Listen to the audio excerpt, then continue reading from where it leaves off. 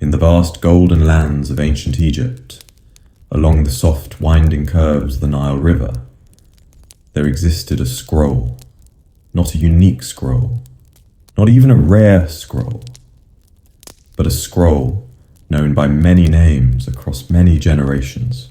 Most commonly in our modern world, it is known as the Egyptian Book of the Dead. Now, contrary to what one might assume, the Book of the Dead is not actually a single book, nor was it referred to by that exact name by the ancient Egyptians themselves. Rather, it is a collection, a loose and varied collection of spells, of instructions, of prayers, of utterances, sometimes of illustrations, but always intended, for one thing, the journey of the soul into the afterlife. Let us begin at the beginning. The earliest precursors to what we call the Book of the Dead can be traced back to what are known as the pyramid texts, found in the pyramids of Saqqara. These were inscribed not on papyrus, but on the walls of tombs, dating as far back as the Old Kingdom, specifically the 5th and 6th dynasties. That is, approximately 2400 BCE. Now, these pyramid texts were exclusive, reserved solely for the pharaohs, that is, the kings of Egypt. Later, the tradition would expand.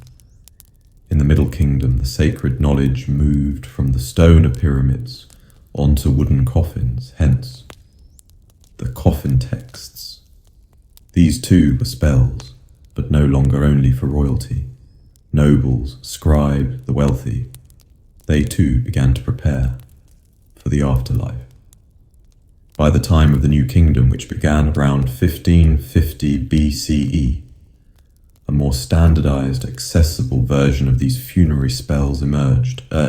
This was the version most commonly called the Book of the Dead, though the Egyptians themselves would have called it something else, something longer, something more formal.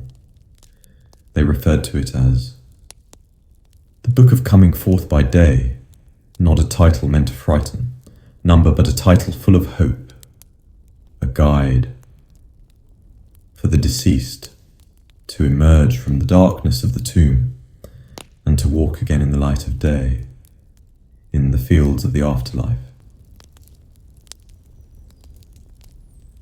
Let us consider for a moment the materials involved. The Book of the Dead was most commonly written on papyrus. Now, papyrus is not paper, at least, not as we think of it.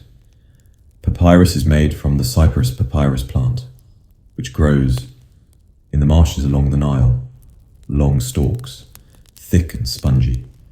The inner pulp of the stalk was sliced into long strips, laid side by side, then layered with a second set of strips, at a right angle, pressed, dried, smoothed. The result, a stiff, durable writing surface, with a faint crosshatch pattern, soft enough to roll, strong enough to last, sometimes for thousands of years. And onto this papyrus, scribes would write with reed brushes using black and red ink. Black for the body of the text, red for emphasis, instructions, titles, warnings, highlights. A pattern you will see again and again if you were to gaze upon a scroll of the Book of the Dead today. Now let us speak of scribes. The scribes were the literate class of ancient Egypt, revered, trained, often employed in temples or courts. They were not priests, but they worked closely with priests, especially those who specialized in funerary rites. Some scribes wrote the Book of the Dead for pay, for clients preparing their tombs. Others may have copied versions as part of temple work. Each scroll was different. There was no single standard Book of the Dead. Some versions had as few as 15 spells, others more than 100. The most complete version often had around 190 chapters. Let me repeat that slowly. 100. 90 chapters. Each spell or utterance served a specific purpose. There was a spell to protect the soul from serpents, a spell to prevent the heart from betraying the deceased during judgment, a spell to open the mouth, a spell to make sure one could speak, another to ensure the deceased would not be forced to eat feces in the afterlife. Yes, that was a genuine concern. We must not forget the role of preparation. Tomb preparation in Egypt was a lifelong endeavor. One did not wait for death to think of death. The wealthy began early, commissioning statues, building tombs, choosing funerary texts. Some even had their own personal versions of the Book of the Dead written and illustrated, with their names carefully inserted into key passages. Wealthier Egyptians might even hire artists to paint portions of the spells on the walls of their tombs, or to illustrate the scrolls with small vignettes, scenes of judgment, of travel, of offering, of rebirth, often painted in muted reds, yellows, blues, and black. But let us return for just a moment to the priests. The priests performed rituals that accompanied the burial. They would recite some of the spells aloud, especially the opening of the mouth ritual, a ceremony designed to restore the senses to the deceased, so that they might eat, drink, speak, and see in the afterlife. A small ritual tool, shaped like a fish or an adze, was touched to the mouth of the mummy or statue. These rituals were not merely symbolic. To the Egyptians, they were essential. Without them, the journey could not begin. And so we arrive at a moment of pause. Imagine now, a dry chamber in a tomb. The air is still, the walls painted with slow, careful hands. A scroll of papyrus rolled and placed in the coffin, or laid beside a statue, or stored in a niche. The Book of the Dead, resting quietly, as it had for centuries, waiting for its reader to awaken and come forth by day. Now we return to the tomb, where the body lies in stillness, and the scrolls of the Book of the Dead rest beside it, ready to guide the soul on its journey. The ancient Egyptians believed the soul was composed of many parts, a complex system of elements, all tied together by the body. But when death came, the physical body was no longer necessary. It was only a vessel, a temporary housing for the soul. The primary part of the soul was known as the ka. The ka was the life force, the double of the person, which continued to live after death. It was tied to the tomb, the offerings of food, and the statues left behind to represent the deceased. The ka needed to be fed and nurtured to continue existing in the afterlife. But then there was the ba. The ba was different, it was more fluid. The ba could move freely between the worlds of the living and the dead. The ba was often depicted as a bird with a human head, symbolizing its ability to travel, yet always return to the body in the tomb. These two parts, the ka and the ba, were the essential elements of the soul. But there was another part, perhaps more elusive, called the ak. The ak was the perfected soul, the one that had successfully completed the journey and was reborn. This was the final goal, the transformation into an immortal being. Now let us imagine the ba leaving the tomb. The soul begins its journey into the underworld. Duat, Duat, the dark and mysterious realm beyond the tomb, a place where the sun god, Ra, would travel each night, bringing light to the dark world. It was said that the soul of the deceased must pass through the Duat to reach the realm of the Aru, the field of reeds. This was the afterlife, paradise, a place of peaceful reflection, harvests of grain and rivers of clear, cool water, a place where the soul could live forever, free from pain and death. But the journey was not easy. No. It was filled with challenges. The bar must navigate the realms of the Duat, passing through obstacles, overcoming dangers, and avoiding the wrath of serpents, demons, and other forces that could lead the soul astray. One of the most important moments in this journey was the weighing of the heart. This, my dear listener, was a pivotal moment in the afterlife, and a central feature of the Book of the Dead. When the soul reached the hall of judgment, it was not simply judged by a god or deity. Number instead, the soul was placed before the great god Anubis, the jackal-headed god of mummification. Anubis was the one who oversaw the weighing of the heart. But the heart was not just any organ. To the Egyptians, the heart was the seat of the soul. It was believed to be the center of a person's thoughts, actions, and feelings. Unlike the brain, which was not seen as important, the heart held everything, both the good and the bad, the light and the dark. Now, the deceased would stand before the weighing scale, which was a special balance, made of bronze. Anubis would place the heart of the deceased on one side of the scale, and on the other side, a feather of Maat, the goddess of truth, justice, and order, would be placed. The feather, of course, symbolized truth, balance, harmony, and then the moment of truth arrived.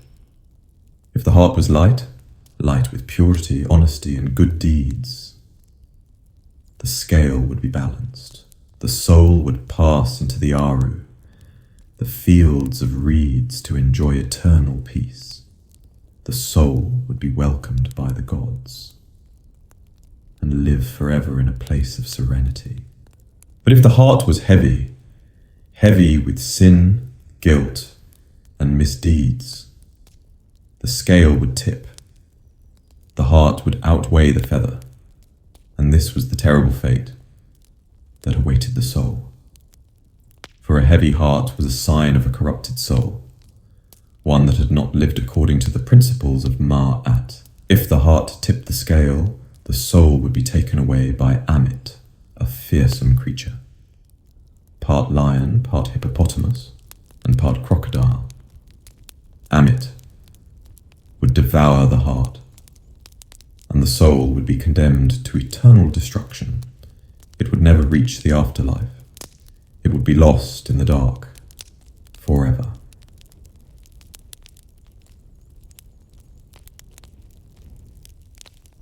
But what did this weigh-in mean exactly?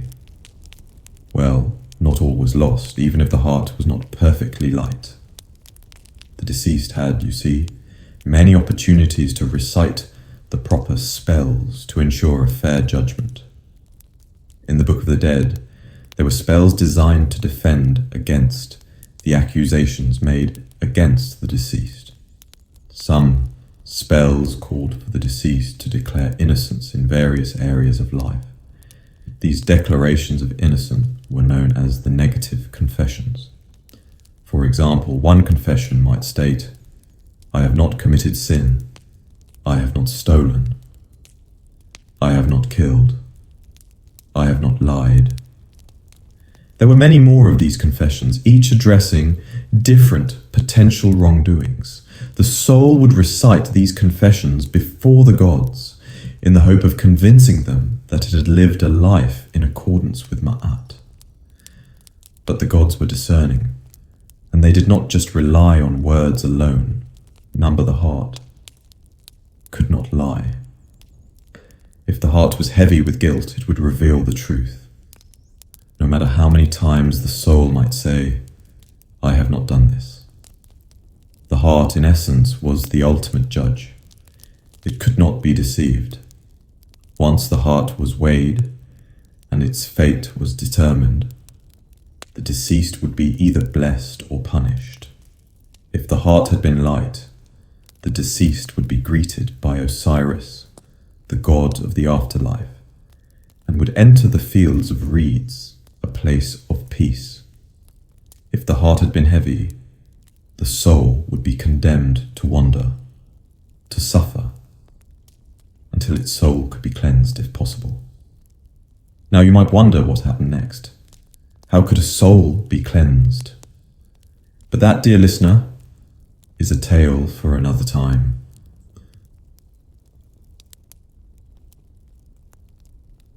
Now, we have come to the part of our journey where the soul has passed the weighing of the heart, and the heart has been found light, pure, and true. The judgment is complete. The soul has been accepted into the afterlife. The soul is free to move on, to enter the fields of reeds, the Egyptian paradise, the place of eternal life. Imagine, if you will, a vast, tranquil plain, stretching under a soft golden sun. The sky is pale blue, dotted with light clouds. The air is cool, yet warm enough to be soothing. The land is lush, filled with tall reeds, bending in the breeze. The sound of water trickling through the fields is constant, a gentle, calming presence. This is the Aru. The fields of reeds were not an abstract place for the ancient Egyptians. No, they were a mirror of the life that the deceased had lived. But now, without hardship, without sorrow, without pain, the fields were said to be a perfect reflection of life along the Nile, but free of the dangers that existed in the world of the living. In the afterlife, the soul would wander freely amongst the reeds, beside cool rivers, with no fear of hunger, thirst, or fatigue. There were no obstacles here, no serpents, no monsters, no forces of destruction, only peace. The soul, upon entering the fields of reeds, would find that the life it had led in the mortal world was reflected in this paradise. If the soul had been just, had lived with honor and integrity, it would be rewarded with a life of abundance. But this life was not simply an endless continuation of the earthly experience. No, it was far more idealized. In the afterlife, the soul would take on a new form, known as the Ak, the perfected immortal self. The soul, reborn in its best form, would wear a shroud of linen, and it would take on the appearance of a fully realized being, vibrant, full of life, and completely at peace. Imagine the soul walking through the fields. The fields of golden grain are abundant, endless, waiting to be harvested. The soul could pick the fruits of the land. It could drink from the cool, clear water of the Nile as it flows gently through this otherworldly land. There is no hunger, no thirst. The soul's needs are met without effort. And there, amidst the reeds, the soul would encounter those who had passed before it, relatives, friends, even ancestors. The afterlife was not a lonely existence. It was a place of reunion, a place where the dead could come together side by side and speak with one another. They would greet each other with joy. They would speak of times gone by, of the world that had once been, and they would live in peace with no further fear of death. Now, this idealized afterlife, while peaceful, was not simply a passive existence. Numbers of the soul, now perfected in the fields of reeds, would be free to participate in the eternal cycle of rebirth. For the ancient Egyptians believed that the soul could, in essence, continue to renew itself. You see, the ancient Egyptians did not view death as an end, but rather as a transformation. This transformation was cyclical. Every year when the Nile flooded and the land was renewed, the soul would also have the opportunity to renew itself. The crops would grow again, the sun would rise again, and the soul would experience a rebirth. imagine. A day in the fields of reeds. The sun rises slowly in the east, casting a soft golden glow across the land. The soul would arise, rejuvenated by the promise of another day. There would be no weariness, no aches, no time to pass in a way that would make it feel long. Time in this paradise was endless. But it was endless in the sense that it was forever. Soothing. It was a gentle eternity. Some of the souls in the fields of reeds would work. They would gather the harvest. They would help with the cultivation of crops. But it was not laborious work like the work on earth. No, this was a joyous activity, a work that felt as natural as breathing. And at the end of the day, the soul would sit by the river, gazing out at the peaceful waters, reflecting on its eternal life. There would be no toil, no struggle, and yet there were still some who believed that even in the afterlife, some souls might need to be tested again. For Osiris, the great god of the afterlife, would sometimes call upon the souls to renew their oaths, their commitments to the principles of Ma'at, the ancient Egyptian concept of truth, balance, and cosmic order. In this afterlife, the heart of the deceased was always watched over. There were no lies, no deceptions. The Ark, the transformed soul, would never again feel the weight of guilt or wrongdoing. If the soul had lived a life of harmony and balance, it would continue in eternal peace. If it had faltered, there would be opportunities for the soul to redeem itself. Still, there was no fear of punishment here. The soul had already passed judgment. And in the fields of reeds, it was now free. Sometimes the souls of the deceased might join together in feasts, perhaps even the grandest feast attended by the gods themselves. Osiris, the god of resurrection, would preside over these celebrations. The gods, all-powerful and eternal, would sit at the tables, offering their blessings and ensuring that the souls remained at peace. At these feasts there would be music, sweet and soothing. The sound of harps, flutes, and drums would fill the air. The scent of fine food would drift across the fields. Meat, bread, and fruits would be spread out before the souls, and they would feast in harmony, knowing that they were safe, protected forever by the gods. And so, life in the afterlife would continue in a peaceful, repetitive cycle. Just as the Nile flowed and the crops grew in eternal seasons, so too would the souls in the fields of reeds continue to live, content, without worry. This peaceful existence would go on, day after day, year after year. But remember, dear listener, the Egyptians believed that eternal life was not simply about leisure. It was about perfection. The soul was free to explore, to renew, and to be at peace. Yes. But it was also free to continue in its journey of growth and evolution, always striving to be better, to be in balance with the divine order. As we leave the fields of reeds behind for now, imagine yourself walking gently across these peaceful lands, feeling light, calm, and at ease. The golden sun rests in the sky, and the rivers of the afterlife flow peacefully. There is no worry, there is no rush. Now let us leave the serene and peaceful fields of reeds behind for a moment. We will not wander far, but rather return to the world of the living, where the preparations for the afterlife took place long before the soul embarked on its final journey. The ancient Egyptians did not leave such an important transition to chance. No, they were meticulous. Everything had to be prepared. Everything had to be just so.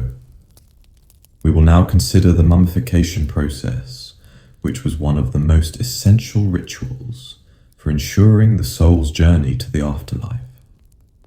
Mummification was a delicate, slow process. It could take as long as 70 days depending on the circumstances. Mummification began with the preparation of the body. The first step was washing the body with water, often from the sacred Nile itself, to cleanse the deceased. The body would then be carefully eviscerated, a word that sounds more frightening than the practice itself, which, when done carefully, was an essential step. The internal organs, the stomach, the lungs, the liver, and the intestines were removed to prevent decay. The heart, however, was sometimes left inside, for it was considered the seat of the soul and needed to be preserved for the judgment. The organs that were removed were not discarded. No, they were preserved. The ancient Egyptians believed that these organs were just as important as the body itself for the soul's survival. They were cleaned, dried, and carefully packed in canopic jars, each of which had a lid shaped like one of the 4 sons of Horus, each son representing a different organ. The lungs were protected by Hapi, who had the head of a baboon. The stomach was guarded by Duamutef, with the head of a jackal. The liver was overseen by Kebesenuev, who had the head of a falcon. And finally the intestines were kept safe by Imseti, who had the head of a human. These canopic jars, containing the preserved organs, were placed in the tomb beside the deceased, so that the soul could use them again in the afterlife. But the preservation of the body did not end with the removal of the organs. The next step was to dry out the body completely. This was done by placing it in natron, a naturally occurring salt mixture that would absorb moisture from the body. The body would be kept in natron for about 40 days, carefully dried out to ensure that it would not decay. Once the body was thoroughly dried, it was wrapped in linen bandages. The wrapping process was done with great care and ritual. Each individual finger and toe was wrapped separately. The body was then covered in layers of linen, with resin applied to seal the body and ensure that the soul's vessel would remain intact for eternity. The face of the deceased was often painted to preserve its features for recognition in the afterlife. Sometimes a death mask was placed over the head, crafted from materials like gold, wood, or cartonnage, a type of linen-based material.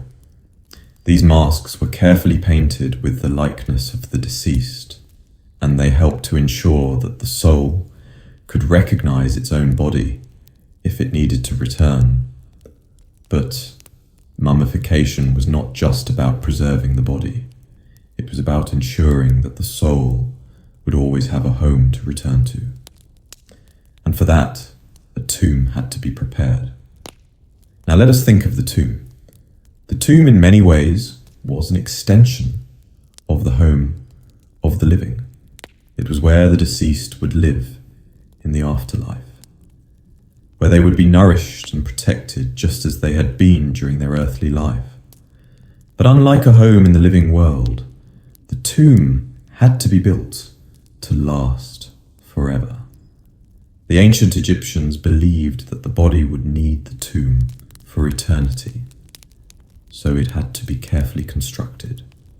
The most elaborate tombs were built for the pharaohs, but even the common person, especially the wealthier individuals, would prepare their own tombs in advance. These tombs could be carved into the side of cliffs or built as elaborate structures above the ground.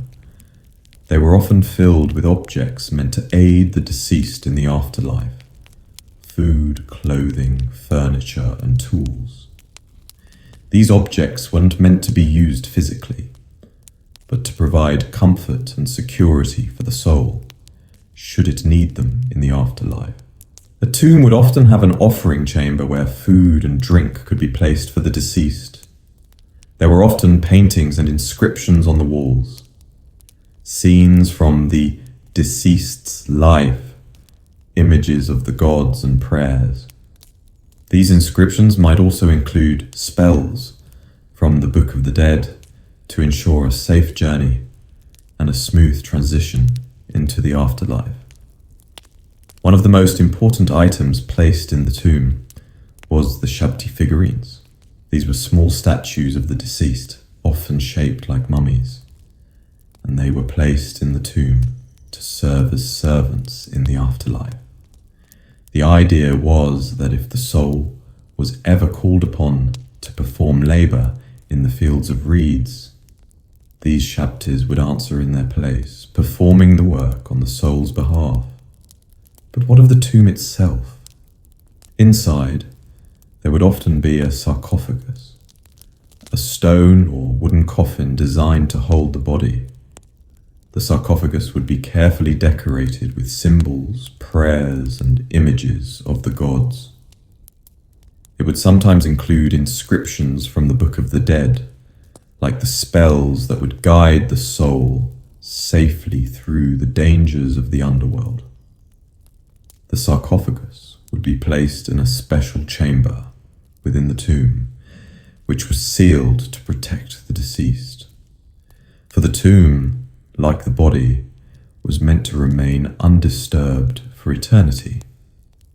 The tomb's walls were often inscribed with magical texts, meant to protect the deceased from any potential harm, whether from thieves or from the dangerous forces of the underworld.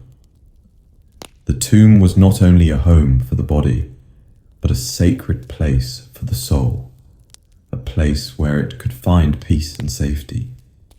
As we think about these preparations, it is important to note that this process was not just a form of ritual, it was a deeply spiritual one. The Egyptians believed that everything they did, from mummification to tomb construction to the placement of ritual objects, was designed to honor the Ma'at, the divine order of the universe.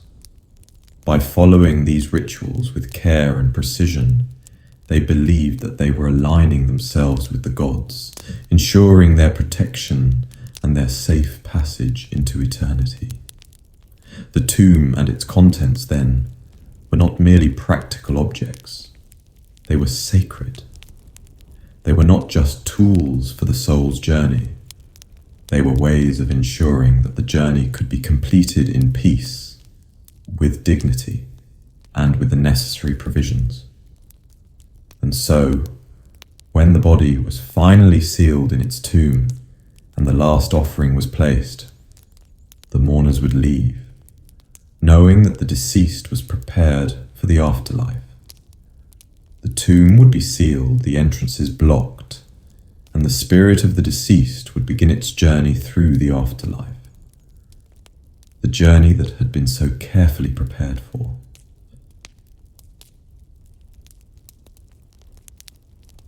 Now we arrive at the final part of our story. The soul, having passed through the judgment of the heart and entered the fields of reeds, now faces the final leg of its journey, the one that will bring it to eternal peace. We've seen how careful the Egyptians were in preparing the body, the tomb, and all the rituals that ensured a safe passage. But there is still one more stage. The soul must pass through the realms of the Duat, the Egyptian underworld. The Duat was a realm of both danger and possibility, a place of trials, challenges, and transformation. The ancient Egyptians believed that the soul had to travel through this dark and mysterious realm, navigating various obstacles and dangers that could threaten its passage. But the soul was not alone in this journey. With it, it carried the wisdom of the spells and incantations from the Book of the Dead, which had been carefully placed in the tomb to protect and guide it. As the soul moved through the Duat, it encountered a series of gates, each one guarded by powerful beings. These gates were not just physical barriers, but symbolic ones, representing the challenges the soul had to face in its quest for divine union. The soul was tested, its worthiness measured, but the spells it had been given would offer protection against the dangers of these gates. One of the key figures the soul would meet on its journey through the Duat was the god Ra, the sun god, who was believed to travel through the Duat every night, bringing the light of the sun from the horizon of the living world to the horizon of the dead. As the sun journeyed through the Duat, it transformed from its midday brightness to its twilight state, symbolizing the eternal cycle of life, death, and rebirth. The soul, too, was part of this cycle. But there were dangers in the Duat, and the soul needed the guidance of Ra and the protection of the gods to avoid them. One of the greatest threats was the serpent Apophis, a monstrous creature who embodied chaos and disorder. Apophis would try to stop the sun from completing its journey across the sky, and it could also hinder the soul's progress. But the soul, armed with the spells from the Book of the Dead, would be able to call upon the gods to protect it, and Ra himself would guide it through the darkest parts of the underworld. The Duat was divided into various regions, each one more challenging than the last. The soul would pass through these regions, sometimes encountering monstrous beings, sometimes entering fields of darkness. In one such region, the soul might face the waters of chaos, a deep, swirling sea that could drown it if it wasn't properly protected. Or it might find itself in a place of burning fire, where the heat could destroy it. But each of these trials was surmountable, as long as the soul held fast to its purpose. There were also sacred lakes, where the soul would be tested by the gods, forced to answer questions about its life, its deeds, and its heart. The Book of the Dead contained the answers to these questions.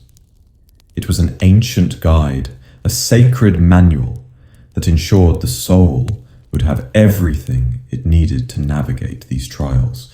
The spells helped the soul call upon divine protection, reassuring the deceased that they would be safe.